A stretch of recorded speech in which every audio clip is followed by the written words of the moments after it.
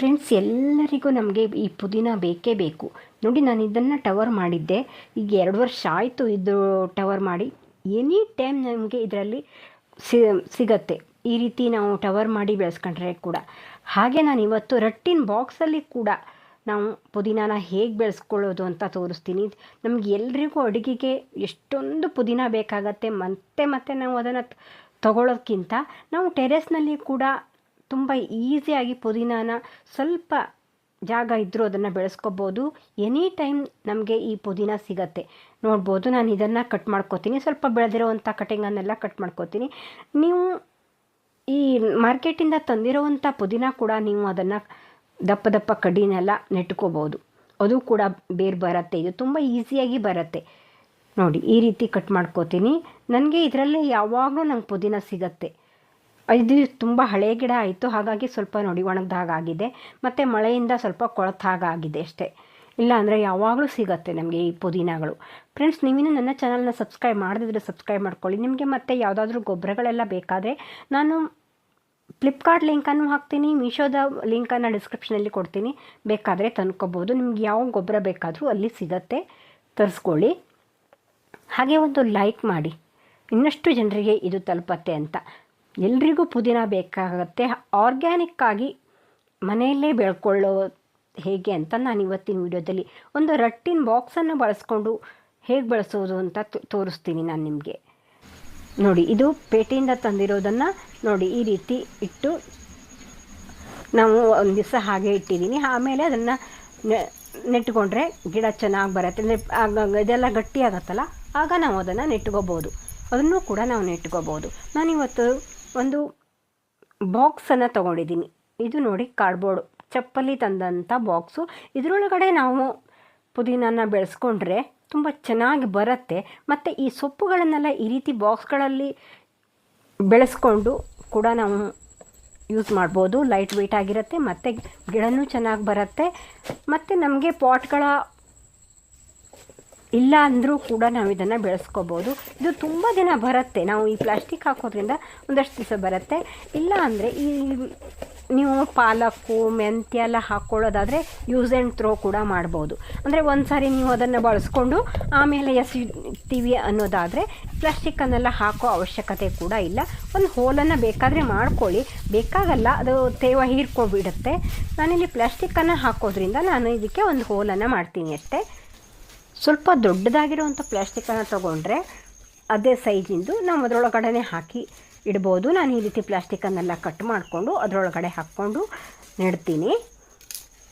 ನೋಡಿ, ಈ ರೀತಿ ನಾವು ಅದನ್ನು ಅದರೊಳಗಡೆ ಹಾಕಿ ಕೂಡ ಇಡ್ಬೋದು. ಆದರೆ ಅದು ಸಣ್ಣ ಆಗಿಬಿಡತ್ತೆ ಅಂತ ನಾನು ಈ ರೀತಿ ಮೇಲಿಂದಾನೇ ಹಾಕಿದ್ದೀನಿ.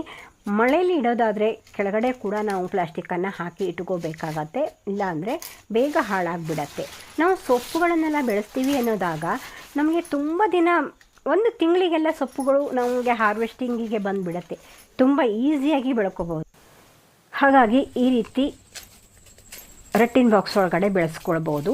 ನೀವಿಲ್ಲ ಗ್ರೋ ಬ್ಯಾಗೆಲ್ಲ ಬೇಕಾದರೆ ನಾನು ಮೀಶೋದ ಲಿಂಕನ್ನು ಡಿಸ್ಕ್ರಿಪ್ಷನಲ್ಲಿ ಕೊಟ್ಟಿರ್ತೀನಿ, ಚೆಕ್ ಮಾಡಿಕೊಂಡು ತಂದ್ಕೊಳ್ಳಿ. ಈ ಸೊಪ್ಪುಗಳನ್ನೆಲ್ಲ ಬೆಳೆಸೋಕ್ಕೆ ತುಂಬ ಎತ್ತರವಾಗಿರುವಂಥ ಗ್ರೋ ಬ್ಯಾಗ್ ಆಗಲಿ ಪಾಟ್ ಆಗಲಿ ತೊಗೊಳ್ಳೋ ಅವಶ್ಯಕತೆ ಇರಲ್ಲ.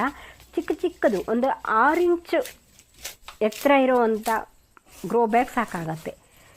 ತುಂಬ ಎತ್ತರ ಇರೋದಾದರೆ ತುಂಬ ಮಣ್ಣುಗಳನ್ನೆಲ್ಲ ಹಾಕಬೇಕು. ಹಾಗಾಗಿ 6 ಇಂಚು ಪಾಟು ಅಥವಾ ಗ್ರೋ ಬ್ಯಾಗು ಇದ್ದರೂ ಸಾಕಾಗತ್ತೆ. ಸ್ವಲ್ಪ ಅಗಲವಾಗಿರೋದನ್ನು ತೊಗೊಂಡ್ರೆ ಜಾಸ್ತಿ ಹಿಡಿಸತ್ತೆ. ನೋಡಿ, ಈ ರೀತಿ ನಾನು ಕೆಳಗಡೆ ಒಂದು ಲೇಯರ್, ನಿಮಗೆ ತೆಂಗಿನ ಸಿಪ್ಪೆ ಸಿಗತ್ತಲ್ಲ, ಹಾಗಾಗಿ ನಾನು ತೆಂಗಿನ ಸಿಪ್ಪೆನೇ ಹಾಕಿದ್ದೀನಿ. ನಾನು ಇವತ್ತು ಇಲ್ಲಿ ಅಡಿಕೆ ಸಿಪ್ಪೆನೇ ಬಳಸ್ಕೊಂಡಿಲ್ಲ. ನಾನು ಎಲ್ಲದಕ್ಕೂ ಅಡಿಕೆ ಸಿಪ್ಪೆನೇ ಹಾಕ್ಕೋತೀನಿ. ಅದು ಆಮೇಲೆ ಗೊಬ್ಬರ ಆಗುತ್ತೆ ಮತ್ತು ಲೈಟ್ ವೆಯ್ಟ್ ಆಗಿರುತ್ತೆ. ಈ ರೀತಿ ನಾವು ಪಾಟಿಂಗ್ ಮಿಕ್ಸ್ನ ಹಾಕೋದ್ರಿಂದ. ಇದು ನಾನಿಲ್ಲಿ ಪಾಟಿಂಗ್ ಮಿಕ್ಸ್ನೇ ತೊಗೋತಾ ಇದ್ದೀನಿ. ನಾನು ಆಲ್-ಇನ್ ಒನ್ ಅಂತ ಪಾಟಿಂಗ್ ಮಿಕ್ಸ್ನ ಮಾಡ್ತೀನಲ್ಲ, ಅದನ್ನು ತೊಗೋತೀನಿ. ಈ ಸೊಪ್ಪುಗಳಿಗೆಲ್ಲ ಸ್ವಲ್ಪ ಕೊಕ್ಕೋಪಿಟನ್ನು ಮಿಕ್ಸ್ ಮಾಡಿಕೊಂಡ್ರೆ ತುಂಬ ಚೆನ್ನಾಗಿರುತ್ತೆ. ಅದಕ್ಕೆ ತೇವಾಂಶ ಜಾಸ್ತಿ ಬೇಕಾಗತ್ತೆ. ನೋಡಿ, ಅಲ್ಲಿ ಎರೆಹುಳ ಇತ್ತು, ತೋರಿಸ್ತಾ ಇದ್ದೀನಿ, ಸ್ವಲ್ಪ ಕಂಡಿಲ್ಲ ಸರಿಯಾಗಿ, ಅದನ್ನು ಮುಚ್ಚಿಬಿಡ್ತೀನಿ. ತೇವಾಂಶ ಜಾಸ್ತಿ ಬೇಕಾಗತ್ತೆ. ಮತ್ತು ತುಂಬ ಬಿಸಿಲಲ್ಲಿ ಕೂಡ ಈ ಸೊಪ್ಪುಗಳೆಲ್ಲ ಬರಲ್ಲ. ತುಂಬ ಬಿಸಿಲಲ್ಲಿ ಕೂಡ ಬರಲ್ಲ, ತುಂಬ ಮಳೆ ಇದ್ದರೂ ನೀರು ಹಾಕಿದರೂ ಕೂಡ ಬರಲ್ಲ. ಮಳೆ ನಮ್ಮ ಕಡೆ ಮಲೆನಾಡು ಕಡೆ ಎಲ್ಲ ತುಂಬ ಮಳೆ ಬರುತ್ತೆ, ಆಗ ಕೊಳ್ತೋಗ್ಬಿಡತ್ತೆ. ಹಾಗಾಗಿ ನಾನು ಟವರಲ್ಲಿ ಮಾಡ್ಕೊಂಡಿದ್ದೀನಿ, ಅದನ್ನು ಸ್ವಲ್ಪ ಒಳಗಡೆ ತಂದು ಇಟ್ಕೋಬೋದು ಅಂತ. ಮತ್ತು ಟವರಲ್ಲಿ ನೀರು ಬಸ್ದು ಹೋಗುತ್ತೆ, ಹಾಗಾಗಿ ಅಲ್ಲಿ ಸಾಯಲ್ಲ. ನಾನು ನೆಲದಲ್ಲೆಲ್ಲ ಹಾಕಿ ನೋಡಿದ್ದೀನಿ, ತುಂಬ ಮಳೆಗಾಲದಲ್ಲಿ ಇರೋದೇ ಇಲ್ಲ. ಹಾಗಾಗಿ ನಾನು ಟವರ್ ಒಳಗಡೆ ಹಾಕ್ಕೊಂಡು ಬೆಳೆಸ್ಕೊಂಡಿದ್ದೀನಿ. ನೋಡಿ ಇಲ್ಲೆಲ್ಲ ಬೇರುಗಳು ಬಂದಿದೆ. ಆ ಬೇರನ್ನು ನೋಡಿ, ಆ ಬೇರು ಸಮೇತವಾಗಿ ನಾನು ನೆಡ್ತೀನಿ. ಯಾಕಂದರೆ ಆ ಚಿಗುರನ್ನು ಮೇಲಿಟ್ಟು ಬೇರನ್ನು ಸ್ವಲ್ಪ ಅರ್ಧ ಇಂಚ್ ಮಣ್ಣೊಳಗಡೆ ಹಾಕಿದರೂ ಸಾಕಾಗುತ್ತೆ. ತುಂಬ ಕೆಳಗಡೆ ಹಾಕೋಕೆ ಹೋಗಬೇಡಿ. ತುಂಬ ಕೆಳಗಡೆ ಹಾಕಿದರೆ ಅಲ್ಲಿ ಸತ್ತೋಗೋ ಸಾಧ್ಯತೆ ಕೂಡ ಇರುತ್ತೆ. ನಾವೀಗ ನೆಟ್ಟಾಗ ತುಂಬ ನೀರನ್ನು ಹಾಕೋ ಅವಶ್ಯಕತೆ ಕೂಡ ಇರಲ್ಲ ಇದಕ್ಕೆಲ್ಲ. ನೋಡಿ ಈ ರೀತಿ ಒಂದು ಪಾಟ್ ಒಳಗಡೆ ನೀವು ಒಂದೇ ಗಿಡನ ನೆಡೋಕ್ಕೆ ಹೋಗಬೇಡಿ. ಒಂದು 3-4 ಅಥವಾ 8-10 ಅಂದರೆ ಅಲ್ಲಿ ಫುಲ್ ನೆಡಿ. ಆಮೇಲೆ ನಾವು ಅದನ್ನು ಮೇಲೆಗಡೆ ಬಂದ ಮೇಲೆ ಅದನ್ನು ಕಟ್ ಮಾಡ್ತಾ ಬರಬೇಕು. ನೀವು ಎಷ್ಟು ಕಟ್ ಮಾಡ್ತೀರೋ ಅಷ್ಟು ಚೆನ್ನಾಗಿ ಚಿಗುರು ಬರುತ್ತೆ. ಅಂದರೆ ಪಿಂಚಿಂಗು ನಾವು ಅದನ್ನೇ ಅಡುಗೆಗೆ ಬಳಸ್ಕೊಂಡು 1-2 ಇಂಚು 3 ಇಂಚ್ ಬಂದ ಮೇಲೆ ನೀವು ಅದನ್ನು ಸ್ವಲ್ಪನೇ ಕಟ್ ಮಾಡಿಕೊಂಡ್ರೆ ಚೆನ್ನಾಗಿರುತ್ತೆ. ನಾನು ಆ ಟವರಲ್ಲಿ ನೀವು ನೋಡಿರ್ಬೋದು, ಕಟ್ ಮಾಡಿರಲಿಲ್ಲ, ತುಂಬ ದಿನ ಆಗಿತ್ತು. ಮೇಲ್ಗಡೆ ಚಿಗುರನ್ನು ಮಾತ್ರ ಕಟ್ ಮಾಡ್ಕೊಂಡಿದ್ದೆ. ಅದು ಉದ್ದುದ್ದವಾಗಿ ಬಂದುಬಿಟ್ರೆ ಅಷ್ಟೊಂದು ಚೆನ್ನಾಗಿ ಬರಲ್ಲ. ಹಾಗಾಗಿ ಕಟ್ ಮಾಡ್ತಾ ಬಂದರೆ ಗಿಡ ಚೆನ್ನಾಗಿ ಬರುತ್ತೆ. ಅದಿಲ್ಲ ಅಂದರೆ ಉದ್ದವಾಗಿ ಬೆಳ್ಕೊಬಿಡತ್ತೆ. ನೋಡಿ ನಾನಿಲ್ಲೇ ಎಲ್ಲವನ್ನು 1 ಇಂಚು ಮಣ್ಣಲ್ಲಿ ಹಾಕಿ ಕೆಳಗಡೆ ಹಾಕ್ತೀನಿ. ಒಂದು ಅರ್ಧ ಇಂಚ್ ಮಣ್ಣು ಬಂದರೂ ಸಾಕಾಗತ್ತೆ. ನೋಡಿ ಅದನ್ನು ಆ ರೀತಿ ಗಣ್ಣುಗಳನ್ನೆಲ್ಲ ಮಣ್ಣೊಳಗಡೆ ಹಾಕಿದ್ದೀನಿ. ಆ ಚಿಗುರನ್ನು ಮೇಲ್ಗಡೆ ಇರೋ ಹಾಗೆ ಮಾಡಿದ್ದೀನಿ. ಆ ರೀತಿ ನೆಡಬೇಕು. ಈ ರೀತಿ ಮಲಗಿಸಿ ನೆಟ್ಟಾಗ ಅದು ಎಲ್ಲಾದರೂ ಒಂದು ಕಡೆ ಆದರೂ ಬೇರು ಬರುತ್ತೆ. ನಾವು ಒಂದೇ ಕಡ್ಡಿನ ನೆಲದೊಳಗೆ ಹೀಗೆ ಕೆಳಗಡೆ ಹುಗಿಯೋದ್ರಿಂದ ಆ ಒಂದು ಕಡ್ಡಿಲಿ ಬೇರು ಬರದೇ ಹೋದರೆ ಆ ಕಡ್ಡಿನೇ ಸತ್ತೋಗುತ್ತೆ. ಹಾಗಾಗಿ ಈ ರೀತಿ ಮೆಥಡಲ್ಲಿ ನೆಟ್ಟು ನೋಡಿ, ಗಿಡ ತುಂಬ ಚೆನ್ನಾಗಿ ಕೂಡ ಬರುತ್ತೆ. ಹಾಗಂತ ನೀವು ಇದಕ್ಕೆ ತುಂಬ ನೀರನ್ನು ಹಾಕೋದ್ರಿಂದ ಗಿಡ ಕೊಳ್ತು ಹೋಗಿಬಿಡುತ್ತೆ ಈ ಕಡ್ಡಿಗಳು. ನೀವು ಈ ಟೈಮಲ್ಲಿ ಬಿಸಿಲಲ್ಲಿಡದೆ ನೆರಳಲ್ಲಿಟ್ಟು 2 ದಿವಸಕ್ಕೆ ಒಂದು ಸತಿ ನೀರನ್ನು ಹಾಕಿದರೆ ಸಾಕಾಗತ್ತೆ. ನೆರಳಲ್ಲಿಡಬೇಕು. 1 ವಾರ ನೆರಳಲ್ಲಿಟ್ಟು ಆಮೇಲೆ ಬಿಸಿಲು ಬರೋವಂಥ ಜಾಗದಲ್ಲಿ ಇಡಿ. 1 ವಾರ 2 ವಾರದವರೆಗೆ ಅದನ್ನು ನೆರಳಲ್ಲೇ ಇಟ್ಟು ಆಮೇಲೆ 1 ಗಂಟೆ 2 ಗಂಟೆಗಳ ಕಾಲ ಬಿಸಿಲು ಬಂದರೆ ಸಾಕಾಗತ್ತೆ.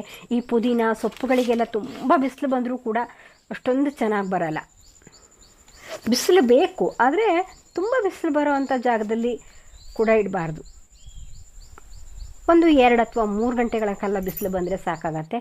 ಆಮೇಲೆ ನಾವು ಬಿಸಿಲಲ್ಲಿ ಇಟ್ಟ ಮೇಲೆ ನಾವು ದಿನ ನೀರನ್ನು ಈ ರೀತಿ ಸ್ಪ್ರೇ ಮಾಡಿದರೂ ಸಾಕಾಗತ್ತೆ. ನೋಡಿ ನಾನು ಈಗ ತುಂಬ ನೀರನ್ನು ಮೇಲಿಂದ ಹಾಕಿದರೆ ನಾವು ಮಣ್ಣನ್ನು ಅಷ್ಟೊಂದು ಮೇಲ್ಗಡೆ ಹಾಕಿರಲ್ವಲ್ಲ, ಹಾಗಾಗಿ ಎಲ್ಲ ಎದ್ದು ಹೋಗಿಬಿಡತ್ತೆ. ಹಾಗಾಗಿ ಈ ರೀತಿ ಸ್ಪ್ರೇ ಬಾಟ್ಲಲ್ಲೇ ನಾನು ನೀರನ್ನು ಹಾಕ್ತೀನಿ. ನೀವು ಈ ಸ್ಪ್ರೇ ಬಾಟ್ಲ್ ಬೇಕಾದರೆ ನಾನು ಡಿಸ್ಕ್ರಿಪ್ಷನಲ್ಲಿ ಲಿಂಕನ್ನು ಕೊಟ್ಟಿರ್ತೀನಿ, ಬೇಕಾದರೆ ತೊಗೋಬೋದು. ನಾನು ಇದನ್ನು ಮೀಶೋದಲ್ಲಿ ತಂದ್ಕೊಂಡಿರೋದು, ತುಂಬ ಚೆನ್ನಾಗಾಗತ್ತೆ. ಈ ರೀತಿ ಸ್ಪ್ರೇ ಬಾಟ್ಲಲ್ಲಿ ದಿನಕ್ಕೆ ನೀರು ಹಾಕಿ, ಆಮೇಲೆ ಬಿಸಿಲಲ್ಲಿಟ್ಟ ಮೇಲೆ ದಿನ ನೀರು ಹಾಕಿ, ಮತ್ತು ತುಂಬ ಬಿಸಿಲಲ್ಲಿಡೋಕ್ಕೆ ಹೋಗಬೇಡಿ. ಈ ರೀತಿ ಮಾಡಿದಾಗ ಪುದೀನ ಕೂಡ ನಿಮಗೆ ಚೆನ್ನಾಗಿ ಬರುತ್ತೆ. ಬಿಸಿಲಲ್ಲಿಟ್ಟಾಗ ಈ ರೀತಿ ಮುಚ್ಚಿಡಿ ನೀವು ಆಗ ಚೆನ್ನಾಗಿರುತ್ತೆ. ಫ್ರೆಂಡ್ಸ್, ಈ ವಿಡಿಯೋ ಹೇಗಿತ್ತು ಅಂತ ಕಾಮೆಂಟ್ ಮಾಡಿ. Thank you for watching. Bye. ಮುಂದಿನ ವಿಡಿಯೋದಲ್ಲಿ ಸಿಗ್ತೀನಿ.